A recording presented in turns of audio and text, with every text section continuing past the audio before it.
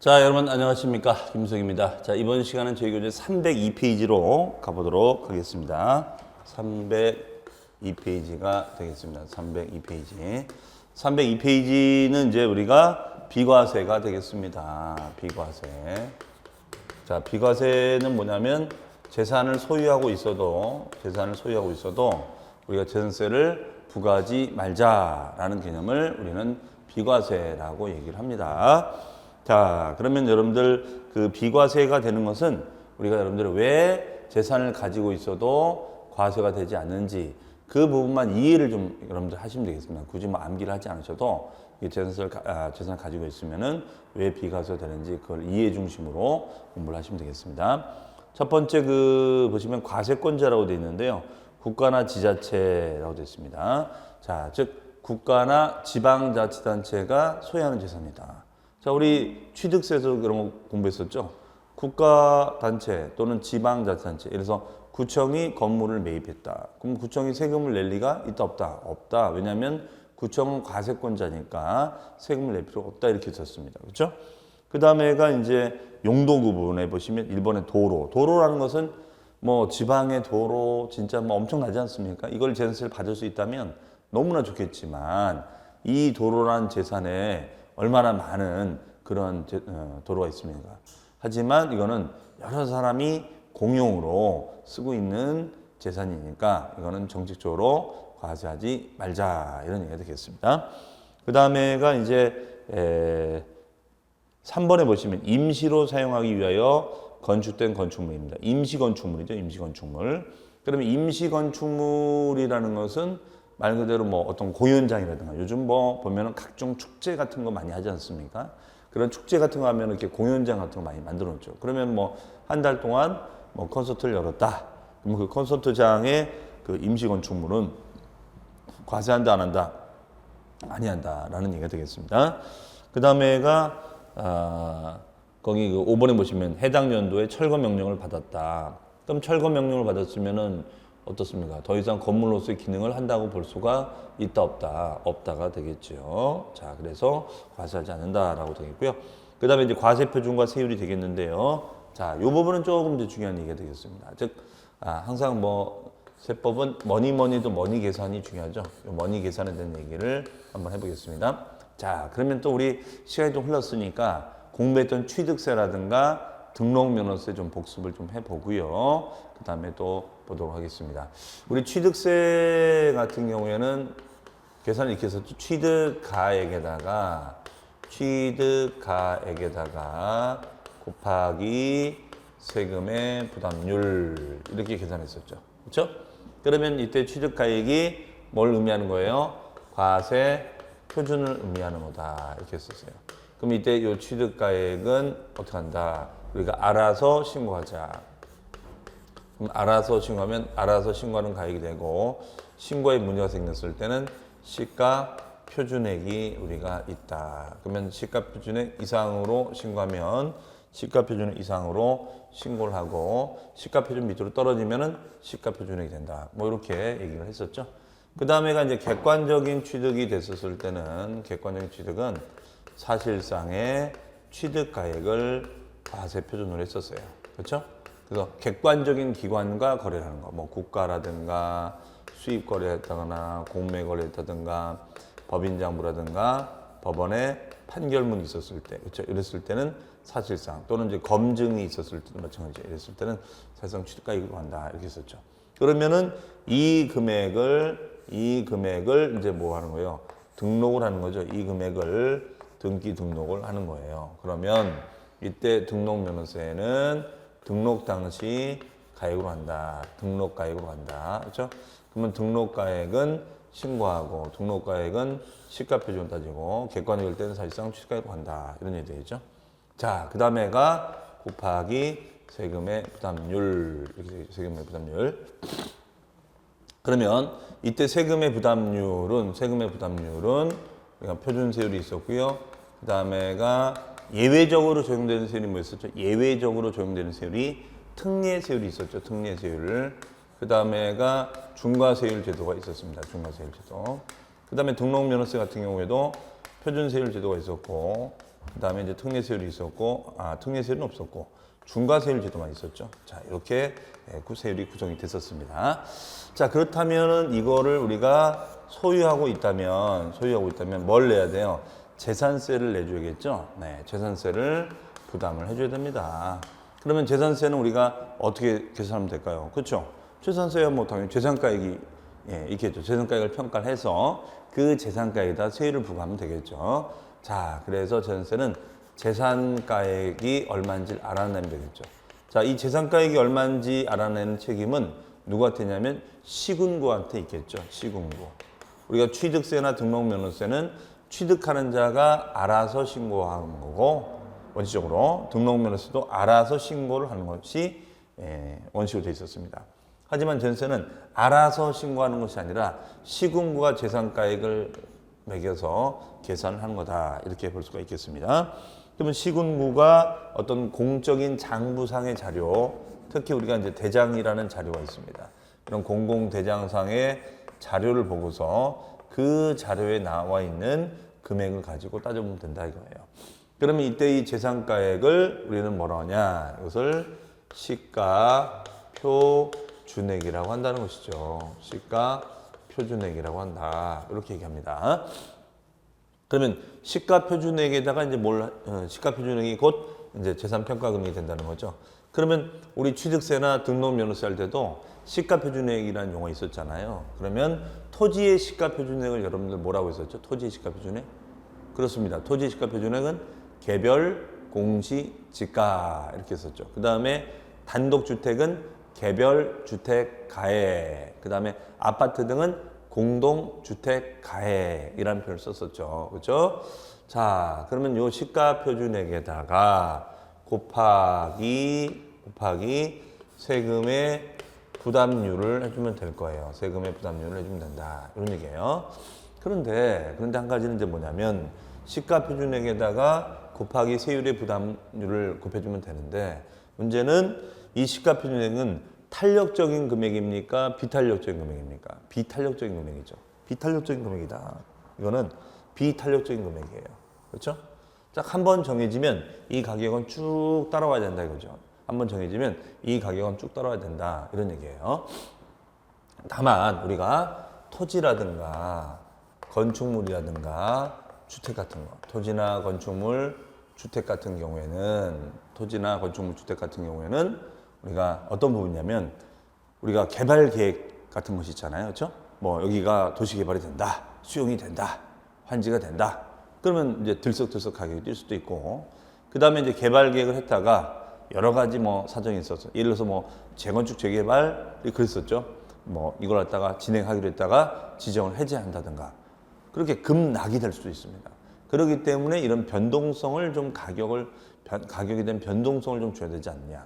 그런데 이 시가 표준액은 한번 딱 정해지면은 변함이 없는 거기 때문에 변동성이 없잖아요. 그래서 이런 변동성을 주기 위해서 토지, 건축물, 주택은 여기에다가 곱하기 공정시장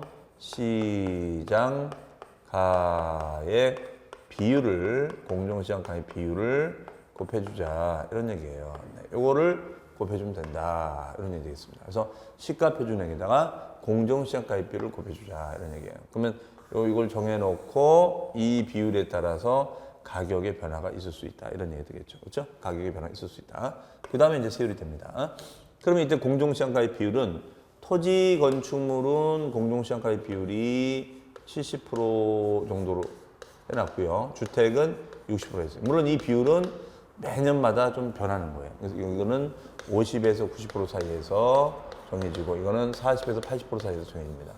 그래서 이렇게 비율이 왔다 갔다 하는데, 지금 현재 기준상으로는 70%, 60% 돼 있습니다. 자, 그러니까 많이 잡아주지는 않은 거죠. 그러면 예를 들어서 토지의 시가 표준액을 1억이라고, 토지 시가 표준액을 우리는 개별 공시지가라고 하잖아요. 그러면 시가 표준액이 1억이라고 한다면 그 1억 원에다가 공정시장가의 비율을 몇 프로 해주면 되죠? 70%를 해주면 되죠. 70%. 그러면 1억 원에 70%가 되면 얼마가 될까요? 7천만 원이 되겠죠. 그렇죠? 1억 원에 70%면 7천만 원이 될 겁니다. 7천만 원. 그러면 7천만 원에다가 곱하기 세금의 부담률 이렇게 되겠습니다. 7천만 원에다가 곱하기 세금의 부담률 이렇게. 그러면 1억에다 세율을 부과하는 것보다는 7천에다 부과하는 것이 좀 낮아지는 효과가 있겠죠. 만약에 60%가 된다면 더 작아지는 거죠. 주택의 시가 표준이 1억 원이면 1억 원에 몇 프로? 60%. 그럼 6천이 되겠죠. 그럼 6천에 세율이면 더 세금이 더 낮아질 겁니다. 자, 이렇게 해서 하시면 되겠어요. 그러면 어쨌든 요 7천이다, 6천이다. 요게 바로 이제 뭘 의미할까요? 그렇죠. 요게 바로 과세 표준을 의미한다. 이렇게 보시면 되겠습니다. 과세 표준을 의미한다. 라고 보시면 되겠어요.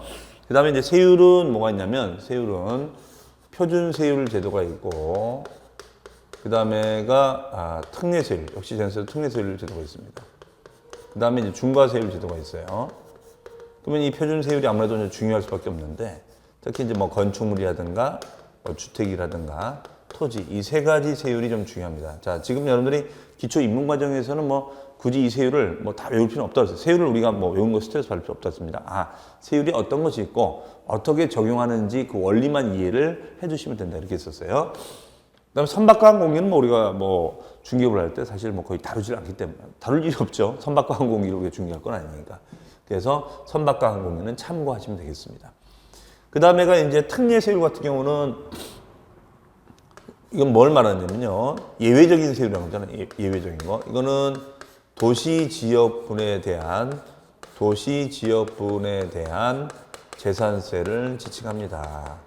도시 지역분에 대한 재산세를 말하는데요. 이 도시 지역분에 대한 재산세는 어떤 거냐면 도시 지역분 재산세는 이거는 이거예요. 만약에 여기가 도시 지역이다. 그럼 여기가 도시 지역 안이 있고 도시적 안이 있고 도시적 밖이 있다 이거예요. 도시적 안이 있고 도시적 밖이 있습니다. 그러면 도시지역 아닐 때는 도시적 아닐 때랑 바뀔 때랑 세율에 좀 차등이 좀 있는다 이거예요. 그러면 도시지역이 있으면은 어떻습니까? 이 도심지가 있으면 여기에 도로를 갖다가 만든다거나 여러 가지 기반 시설 등을 다 이렇게 확충해서 만들 수가 있잖아요. 그렇죠? 네, 이게 도시지역 아니란 말이에요. 그렇죠? 그러면 여러 가지 이런 기반시설이라든가 이런 것들을 확충할 수 있으면은 어때요? 당연히 이 부분에 대해서는 여러 가지 시설비가 더 많이 들어가잖아요. 그러면 혜택을 더 보는 거죠. 그러면 이 시설비에 대한 충당을 재산세 일부의 재산세만 가지고 안 되고 추가로 더 내라 이겁니다. 도시역 밖은 이런 혜택을 별로 볼 게 없으니까 그냥 일반 표준세율만 내면 되는데 요는 도시역 안은 표준세율도 내고 플러스 특례세율도 더 납부해라 이런 얘기예요. 특례세율도 더 납부하자 이런 얘기 되겠습니다.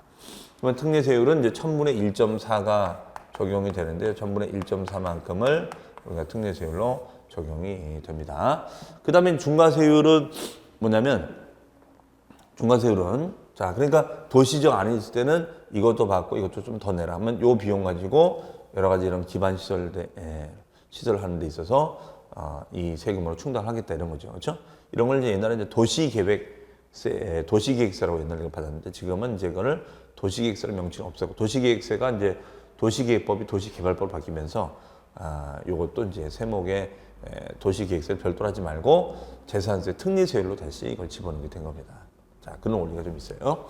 그 다음에 이제 재산세도 중과세율이 있는데 우리 취득세 같은 경우 중과세율 기억납니까? 좀 시간이 많이 흘렀죠. 우리가 사치성 재산, 그렇죠? 사치성 재산이 됐을 때는 표준세율 플러스 8%를 더 내라. 뭐 과밀적인 공장을 짓거나 증설했을 때는 4%를 더 내라. 뭐 대도시 내 부동산 취득했을 때는 3배를 더 내고 마이너스 4%를 빼라. 뭐 이런 조항들이 있었습니다. 그다음에 대도시 내 법인 등기 냈을 때도 중과를 해라. 이렇게 되어 있었죠. 그런데 요 중과세율 같은 경우는 뭐냐면 우리가 취득세 비슷한 규정인데요. 과밀 억제권역 내에 과밀 억제권역 내에 공장을 신설하거나 증설한 것을 소유하고 있는 겁니다. 네. 자, 요걸 얘기하는 거예요.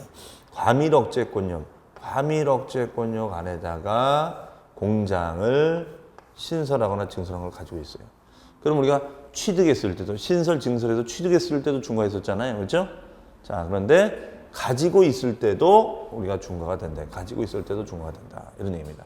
그러면 가지고 있을 때는 어느 정도 중과되느냐? 이거는 표준세율에 대해서 5배를 우리가 중과를 하도록 되어 있습니다. 5배.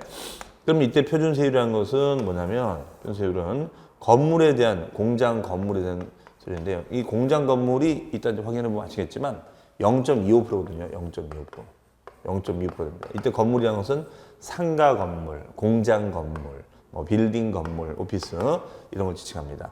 그럼 이 건물에 대한 표준세율이 0.25%예요. 그러면 0.25%의 5배가 되겠습니다. 그럼 0.25%의 5배가 되면은 어떻게 될까요? 5, 25, 1.25%가 되겠죠. 1.25%. 그래서 이거는 이제 우리가 5년간 5배를 중과를 우리가 한다. 이렇게 볼 수가 있겠습니다. 5년간 5배를 중과한다. 자, 그래서 우리가 표준세율 제도가 있고 특례세율 제도가 있고 중과세율 제도가 있다. 이렇게 보시면 되겠어요. 그러면 당연히 시가표준액에다가 공정시장가액비를 곱하면 이게 이제 과표된다 그랬죠. 요 과표 금액 7천만 원, 6천만 원의 표준세율, 7천만 원, 6천만 원의 특례세율, 이거의 중과세율 이렇게 될 수 있다는 것이죠. 그렇죠? 자, 그러면 이 세금을 이제 계산된 것을 어떻게 하면 돼요? 자, 우리 취득세나 등록면허세는 자진신고 납부였죠. 자진신고 납부였습니다. 하지만 전세는 자진신고 납부가 아니라 가만히 앉아있으면 고지서 날라오는 거죠. 즉 고지 납부가 되는 거였었죠. 자, 그래서 얘는 고지 납부가 된다. 그러면 고지 납부가 되는 것을 다른 말로는 우리가 뭐라고 했어요? 보통징수라고 했었죠. 보통징수가 된다. 이렇게 했었죠. 보통징수. 그럼 보통징수가 되는데 이걸 이행하지 않으면 어떻게 될까요? 가산세를 물어야 될까요? 가산금을 물어야 될까요? 가산금을 물어야 됩니다. 가산금. 가산세가 아니라 가산금 이자를 물어야 된다. 가산금 이자를 물어야 된다. 이런 얘기 되겠어요. 자, 요게 우리가 바로 이제 재산세가 되겠습니다. 자, 그러면 요 내용 가지고 확인해 보도록 하겠습니다. 그러면 303페이지 보시면 과세표준은 부동산 과세표준. 자, 중요한 문장이죠. 밑줄. 토지, 건축물 및 주택의 과세표준은 시가표준액에 뭘 곱한다고 되어 있어요? 그렇습니다. 곱하기 공정시장가액 비율 이렇게 되죠. 공정시장가액 비율. 자, 토지 건축물은 몇 프로예요? 70%. 주택은 몇 프로예요? 60% 이렇게 되어 있죠. 비율이요. 그러니까 이 비율을 곱해서 금액을 좀 줄여주는 이런 규정이 되어 있습니다. 반면에 선박과 항공기의 과세표준은 그냥 시가표준액으로만 되어 있죠. 네. 그 다음에 이제 세율입니다. 세율은 표준세율 제도가 있는데, 자, 세율은 표준세율 제도가 있죠. 표준세율. 네. 그럼 건축물의 표준세율, 주택의 표준세율, 토지의 표준세율이 있죠. 네. 그러면은 토지의 표준세율은 뭐라고 되어 있어요? 종합합산 토지다. 종합합산이라는 것은 우리 뭐라고 배웠었죠, 여러분들? 종합합산은 그렇습니다. 비사업용 토지다. 나대지나 잡종지 등의 비사업용 토지다. 이런 것을 종합합산이라고 했었죠. 그래서 나대지나 잡종지끼리 우리가 합산하자. 이렇게 했었어요. 그러면 0.2%에서 0.5%의 3단계 누진세로 간다. 그러니까 점점율이 늘어난다 이런 얘기죠. 그 다음에 별도합산 대상입니다. 별도합산은 어떤 토지였나요? 예, 영업용 토지, 영업용 건물에 딸린 토지, 이런 영업용 토지는 0.2에서 0.4%다. 역시 얘도 점점점 늘어나는 것이죠. 자, 그러면 종합부동산세 과세 대상이 되겠습니다. 그래서 우리가 토지 중에서 합산과 분리과세를 구분하는 가장 큰 이유 중에 하나가 분리과세가 되면 규제가 되는 거예요, 규제가 안 되는 거예요, 규제를 하지 말자. 그럼 규제하지 말자는 논리는 저율의 비례세율로, 아주 낮은 율의 비례세율로 과세를 하고 그 다음에 종합부동산세 대상에서 빼겠다는 얘기입니다. 그러니까 혜택이 있는 거죠. 반면에 합산 토지는 합산되면 될수록 세율이 증가가 되는 것이고 그 합산 토지에 대해서는 종합부동산세가 부과된다. 이런 얘기 되겠습니다. 반면 분리과세 대상은 0.07%, 0.24% 돼 있죠. 0.07%는 이제 농지 같은 게 있겠죠. 농지 같은 게 0.07%고 0.2%는 이제 우리가 공장 용지가 되겠죠. 공장 용지가 되겠습니다. 그 다음에 4%는 이제 우리 골프장용 토지라든가 아니면 이제 오락장용 토지 같은 거, 골프장의 오락장 토지 같은 거는 4%가 되겠죠. 그렇죠?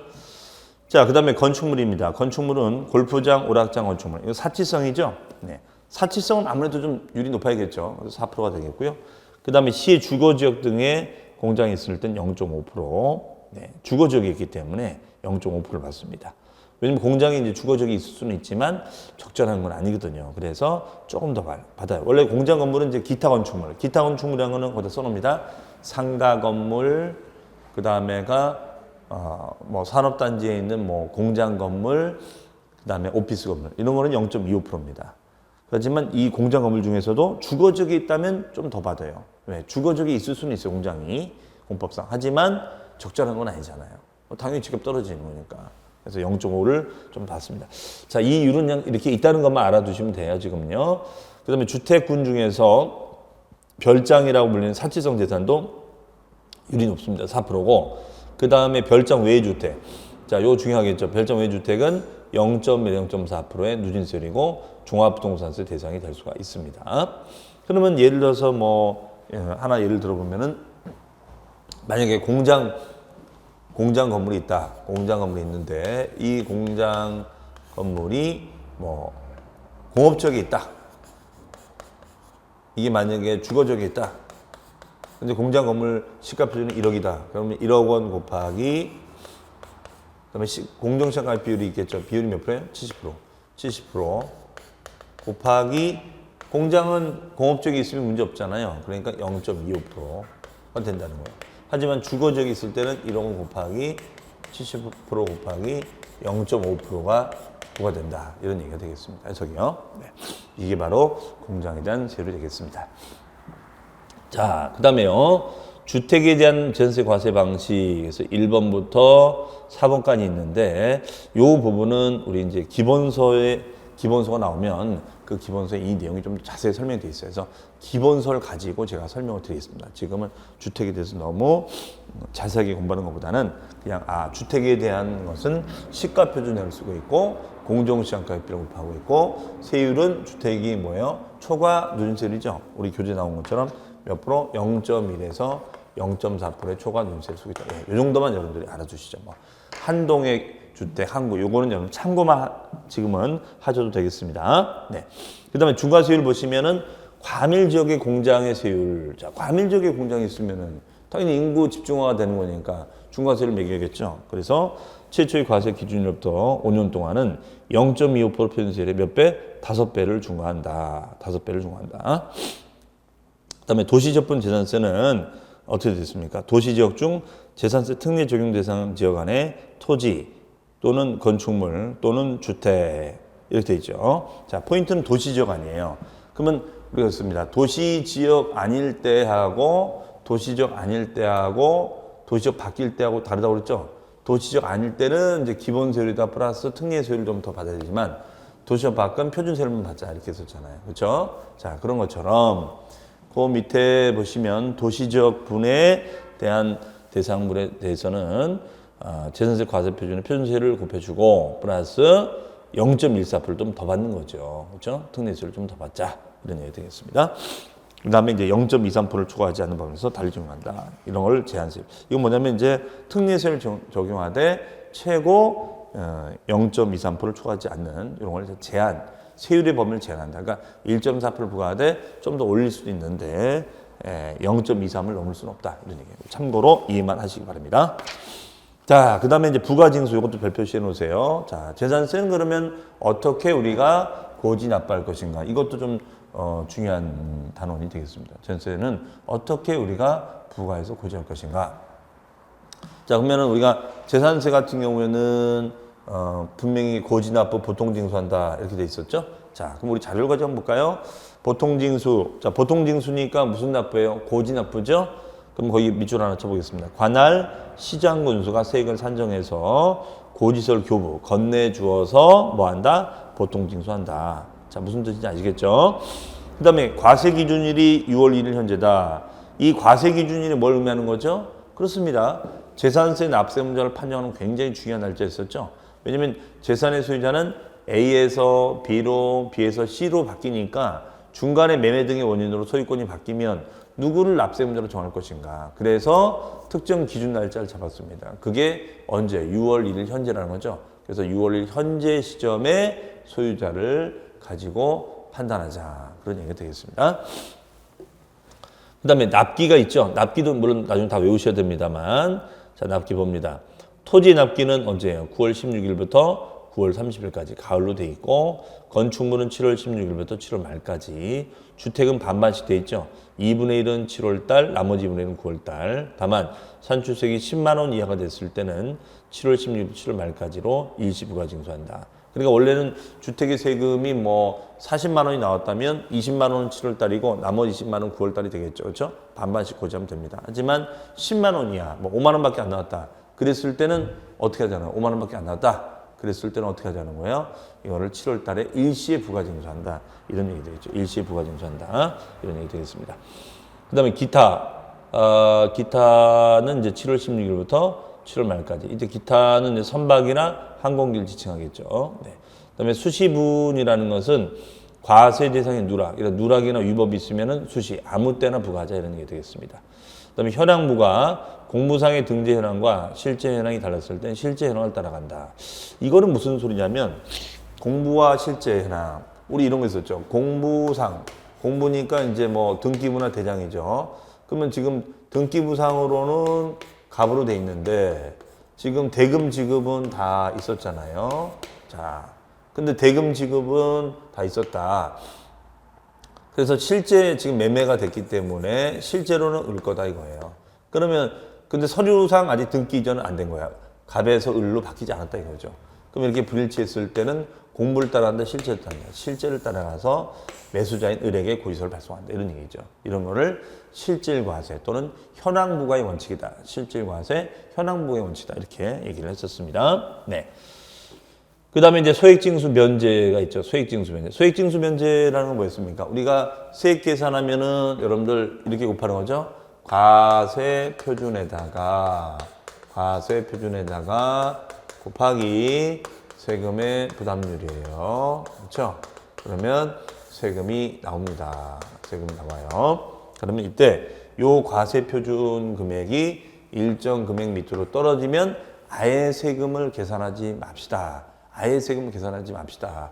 이런 거를 우리는 뭐라면 면세점 제도랍니다. 면세점 제도를 하고 과표에다가 이제 세율을 곱해서 세금이 나온다면 이 세금이 너무 작으면 아예 세금을 내지 마세요라는 것을 소액 징수 면제라고 합니다. 소액 징수 면제. 너무나 소액이니까 징수 자체를 면제해 주는 거. 그러니까 세금을 안 내는 제도는 똑같은데 소액 징수 면제는 세액 계산을 해보고 너무나 세금 액수가 적으면 아예 받지 말자 이런 논리고, 면세점은 아예 과표가 작으니까 아예 계산도 하지 맙시다 이런 논리가 되겠죠. 그래서 우리가 면세점은 취득세 같은 경우가 이제 면세점 제도가 있고, 그 다음에가 이제 재산세 같은 경우에는 소액 징수 면제 제도가 있지요. 그렇죠? 그런 면에서 좀 차이가 있다라고 보시면 되겠습니다. 자, 그 다음에 세부담의 상한이라는 말 있죠. 세부담의 상한. 세부담의 상한이니까 세금 부담에 한도를 둔다. 이런 거죠. 세금 부담에 한도를 두자. 이런 얘기가 되겠죠. 세금 부담에 한도를 두자. 그럼 거기서 보시면은, 당해주는 산출세액은 전년도 산출세액의 150%를 넘지 못한다. 다만, 주택의 공시가격이 3억 이하일 때는 105%, 3억 초과 6억 이하는 110%, 6억 초과는 130%. 이게 돼 있는데 이게 무슨 말이냐면요. 이거죠.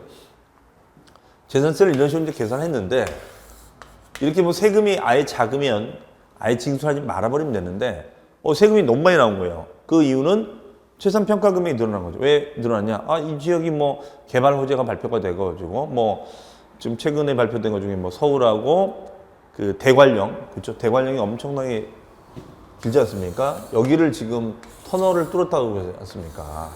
그 서울을 거쳐서 원주를 거쳐서 대관령으로 가서 이제 강릉까지는 뭐 1시간 되면 KTX를 타고 갈 수가 있다. 그럼 이제는 여러분들 뭐 강릉 바닷가 여행은 뭐 1시간 되면 가는 겁니다. 굳이 차 몰고 드라이빙 하지 않아도 된다는 거죠. 그렇죠? 이 교통의 혁명이라는 것이 진짜 무섭다라는 걸 다시 한번 실감할 수 있습니다. 그러면 당연히 원주부터 해서 이쪽 땅값은 뭐 계속 올라갈 수밖에 없겠죠. 강릉이 이제 또 하나의 이슈가 될 수가 있겠죠. 그렇죠? 자, 이런 얘기입니다. 자, 그렇기 때문에 갑자기 전세가 2015년도에는 10만 원 나오던 것이 갑자기 2016년도에는 20만 원이 나온다. 이거예요. 20만 원. 그렇죠? 그러면은 10만 원 나올 게 20만 원 나와버리면 거의 더블이 나오는 거죠. 2배가 나오는 거잖아요. 그럼 그 부담을 갖다가 어떡하냐 이거죠. 그래서 이 경우에는 이거를 갖다가 한도를 두자. 상한을 두자. 이렇게 됩니다. 한도를 두자. 상한을 두자. 그러면은 일단 다 내지 말고 토지나 건축물 같은 경우에는 150%를 초과하지 못한다.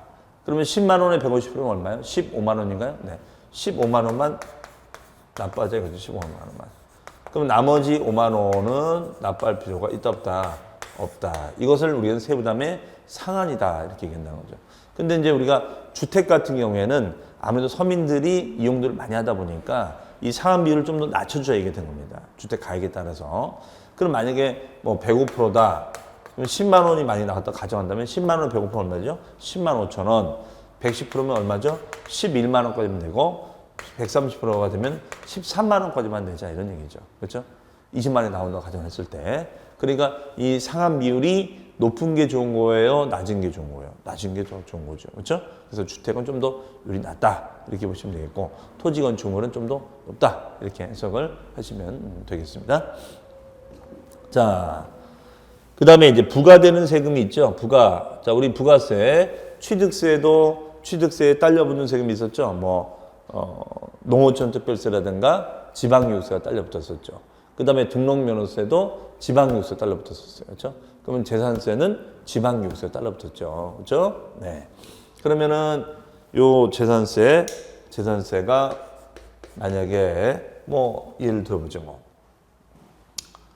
재산세가 이런 식으로 계산을 했다. 이런 식으로 계산이 암산이 안 되니까 좀 힘들겠네요. 그러면은 시가표준액에다가 곱하기 공정시장가격비를 곱해준다고 그랬죠? 그 다음에 세율. 이렇게 했더니 세금이 예를 들어서 20만 원 나왔다. 재산세 20만 원 나왔다. 그러면 재산세 20만 원만 내는 것이 아니라 여기 딸려붙는 세금이 지방교육세가 있다 이거죠. 그럼 이 지방교육세는 몇 프로 딸려붙는다고요? 그렇습니다. 20만 원에 20%가 딸려붙어요. 그럼 20만 원에 20%면 얼마입니까? 2인사 4만 원이 되겠죠. 4만 원. 그렇죠? 그러면 4만 원이 부과가 된다라고 보시면 되겠어요. 4만 원. 그럼 20에 4만 원이면 얼마? 24만 원이 되나요? 예, 24만 원이 딸려붙는다. 이렇게 보시면 되겠죠. 그렇죠? 그 다음에 병기세. 병기세라는 것은 처음 나오는 거죠. 병기세는 직역하면 병행하여, 재산세 고지서에 병행하여 기록하는 것을 병기세랍니다. 즉, 재산세 납기와 같은 특정 부동산에 대한 지역전환세는 재산세 납세 고지서 이를 나란히 적어서 고지할 수 있다. 그러면 지금 재산세 고지서가 이렇게 나와요. 재산세 고지서가 나옵니다. 이렇게. 재산세 고지서가 나옵니다. 재산세 고지서가 이렇게 나와요. 그러면 재산세가 얼마, 그 다음에 지방유세가 얼마, 이렇게 붙죠. 이렇게 붙습니다. 그 다음에 이제 세 번째는 뭐냐면, 세 번째는 여기에 지역자원시설세가 이제 붙는 거죠. 지역자원시설세가 있습니다. 지역자원시설세. 네, 이렇게 있죠. 그러면 이 지역자원시설세는 병행해서 기재가 된다라고 해서 이것을 병기세다라고 합니다. 병행해서 기재가 된다고 해서 이것을 뭐라고 그래요? 병기세랍니다. 병기세. 병행하여 기재하는 것을 병기세. 그럼 이게 무슨 말이냐면요. 원래는 재산세하고 지방유세가 하나의 세목으로 합쳐져서 요게 거기서 한 장이 날라오고 그 다음에 지역자원시설세가 한 장 이렇게 날라오는 거예요. 원래 이렇게 두 장. 요거 한 장, 요거 한 장 날라오는 겁니다. 이렇게 된 겁니다. 이걸 병기세라고 해요. 그러면은 원래 한 장 한 장 보내면 되는데, 그러니까 얘는 계산이 독립적으로 이루어져요. 그래서 독립세예요. 근데 납기는 똑같단 말이에요. 그 납기가 똑같은데, 이거하고 이거에 대한 납기 똑같은데, 이거 한 장 보내고 이거 한 장 보냈는데, 또 받았네, 못 받았네, 뭐 이런 클레임이 들어옵니다. 그럼 뭐 이거 행정 비용이 낭비잖아요, 그렇죠? 뭐 다시 보내달라, 왜 이렇게 안 보내느냐? 그래서 이거는 마치 우리 그 공과금 같은 경우도 여러분들 공과금 그 납부해 보시면 아시겠지만은 수도 요금이라든가 뭐 전기 요금 같은 것도 우리가 따로따로 옛날에는 다 받았어요, 고지했고. 근데 요즘은 이제 통합 공과금 고지서라고 해서 그 나오죠. 그럼 그거 들고 와서 은행에 공과금 그 출납기에다가 집어넣으면은 자동으로 쭉 다 빠져나갑니다. 그럼 얼마나 징수하기 편해요. 그렇죠? 자, 그 논리다 보시면 돼요. 그냥 한 장의 슈트에다가 재산세와 지방교육세와 지역자원세를 같이 섞어가지고 한 장의 슈트에다 집어넣자 이거예요. 그러면 쭉 다 빠져나가겠죠. 그렇죠? 그래서 이런 논리를 만든 겁니다. 이것을 병기세다 합니다. 병기세라는 것은 병행하여 기재가 되는 세금이다 라고 합니다. 그래서 재산세, 지방교육세가 한 장, 그다음에 지역자원세율세 요거가 한 장 이렇게 해주면 되겠죠. 이런 것을 뭐라 한다? 병기세, 병행하여 기재가 되는 세금 이렇게 표현하고 있습니다.